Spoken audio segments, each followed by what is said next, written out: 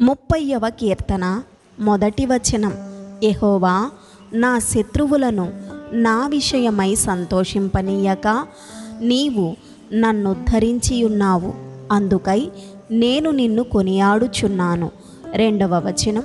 యెహోవా నా దేవా, నేను నీకు మొర్రపెట్టగా నీవు నన్ను స్వస్థపరచితివి.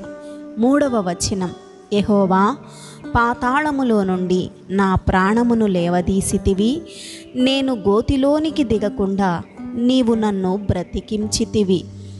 4వ వచనం. యెహోవా భక్తులారా ఆయనను కీర్తించుడి, ఆయన పరిశుద్ధమైన జ్ఞాపకార్థ నామమును బట్టి ఆయనను స్తుతించుడి. 5వ వచనం. ఆయన కోపము నిమిషమాత్రముండును, ఆయన దయ ఆయుష్కాలమంతయు నిలుచును.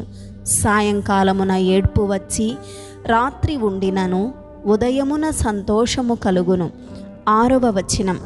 నేనెన్నడూ కదలనని నా క్షేమకాలమున అనుకొంటిని. 7వ వచనం.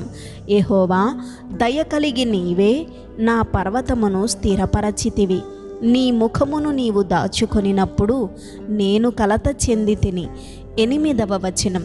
యెహోవా నీకే మొర్రపెట్టి తిని, నా ప్రభువును బతిమాలుకొంటిని.